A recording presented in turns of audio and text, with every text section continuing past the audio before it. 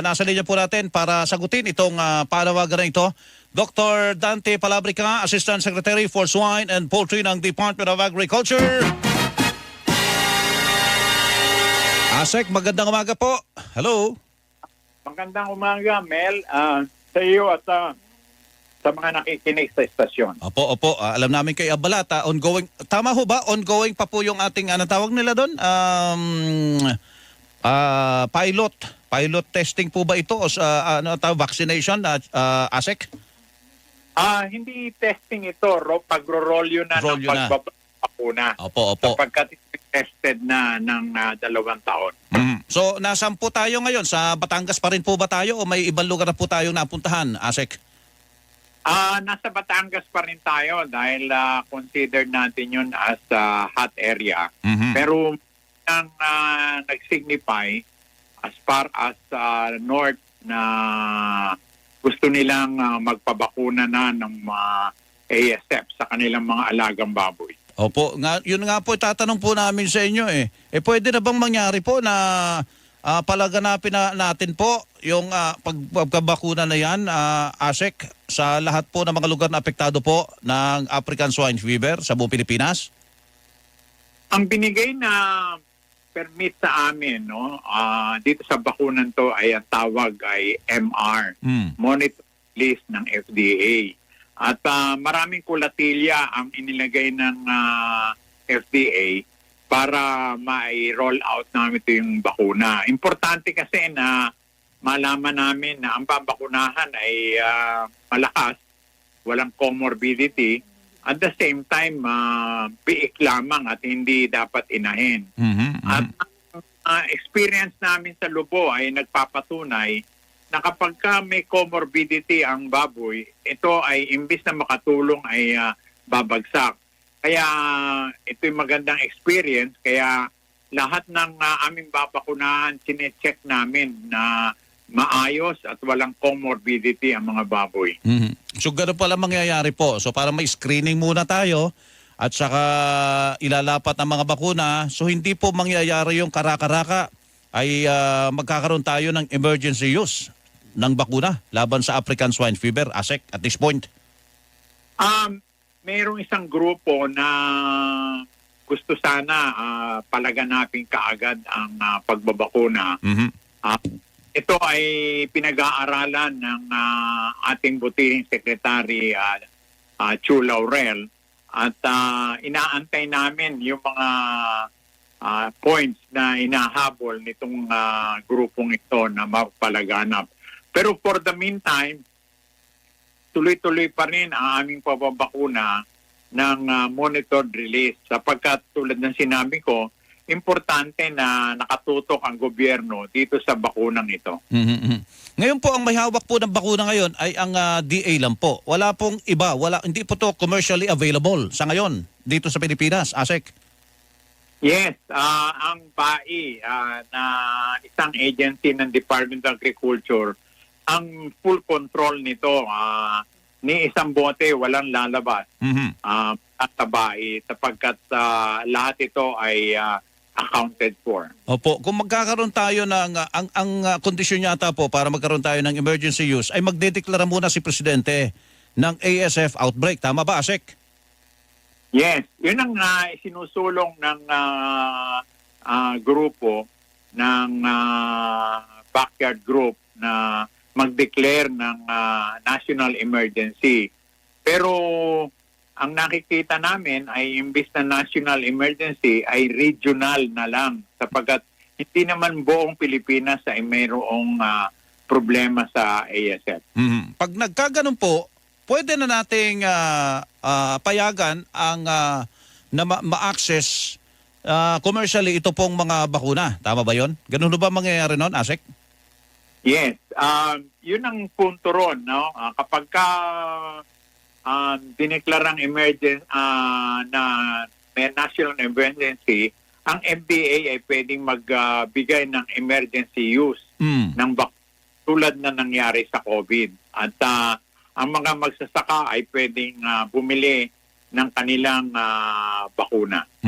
So sa ngayon po ay ang BAI pa lang po Pero maganda, believe sila eh. Believe sila dito sa pinapakitang vaccination po ngayon dahil mataas daw po ang antas ng antibodies ng mga natuturukan itong ASF na ito, Asek. Oo, kaya nakatuto kami. Kahapon lang lumabas yung resulta na on the average, 90% ng binakunahan sa Lubo ay may panlaban sa sakit ng ASF. Kaya nga bukas, ako ay pupunta sa Lubo at dahil gusto ko makita yung itsura ng mga baboy dahil madaling magsabi na maganda ang laboratory pero ang akin kasi dahil galing ako sa piggery, I would like to see the pigs talk. Ibig sabihin, mahimas natin, makita natin at tatagal ko sa baboy, alam ko na kung maayos o hindi ang baboy. Opo. Kumpara po doon sa may ASF, yung nagpapakita na ng sintomas ng ASF, at kung ito po ay naka-recover o yung iba na sabi nga ay hindi tinamaan ng ASF, ano po ang pagkakaiba, Asek, ng isang malusog na baboy sa hindi, sa may tama ng ASF?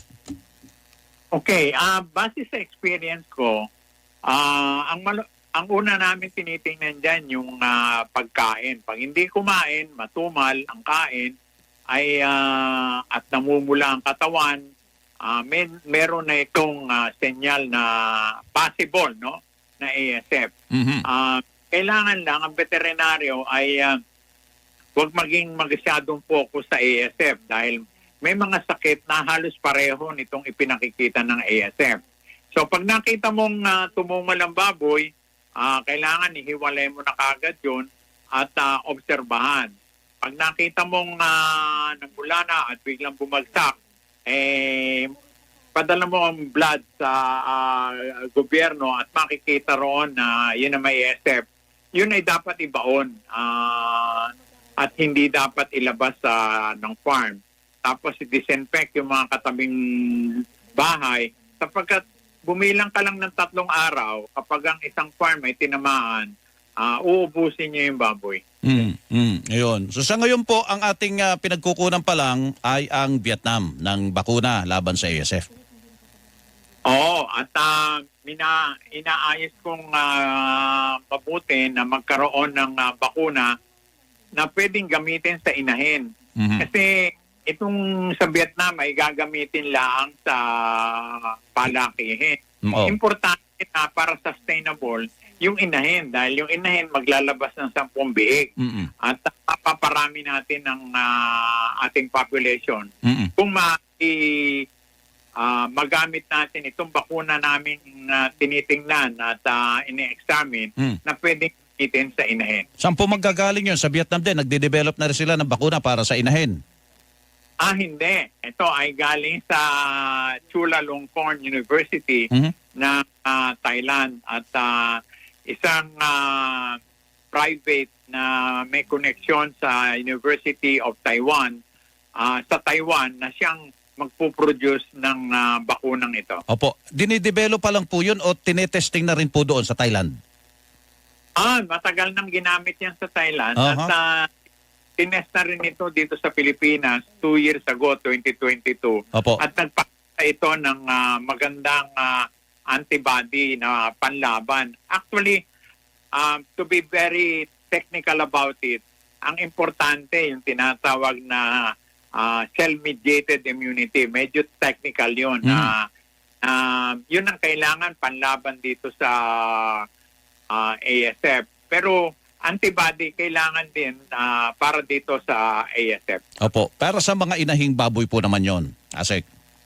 Yes, dahil mahirap i-bakuna yung sa Vietnam sa inahin sapagkat ito ay inaprubahan lamang para gamitin sa grower.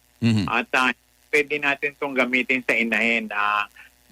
Wala yon sa rules o sa medication program nitong bakunang ito. Opo. Sige po, Asek, at antabayanan po natin yan at mangyari na po yan para maibsan po itong ating problema sa ASF. Salamat po, magandang umaga po, good luck po sa inyo. Pwedeng magsalita muna ng kaunti. Sige po, go ahead po, Asek. Nais kong ipaalam sa mga nakikinig sa inyo na as of now, mukhang naibsan na yung takot ng mga consumer na kumain ng baboy at mabilis ang labas ng baboy ngayon dahil paulit-ulit kong sinasabi na ligtas ang mga baboy sa palengke at sa supermarket dahil dumaan ito sa National Meat Inspection at hindi pwedeng katayin ang baboy na merong ASF dahil nakabantay ang Bureau of Animal Industry at ang mga LGU. Mahigit 500 na ang ibinaon namin na baboy at ngayon ay wala na halos na pumapasok sa Metro Manila ng baboy na may tama. Kaya yung ating checkpoint ay effective. 14 ito. Ginawa ko na lang 10 sapagkat nakita ko na hindi na pumapasok sa NCR itong mga may tamang baboy. Opo, sige po. So ang mga consumer ay huwag mag-alala at lalo ngayon tag-ulan, masarap po ang sinigang na buto-buto ng baboy. At saka malapit ng Pasko, Asek, 82 days na lang, ay Pasko na. Kailangan natin ng mga panghanda. Thank you po. Good morning po, Asek. Thank you sa iyo. Opo, si Assistant Secretary Dante Palabrica, Department of Agriculture.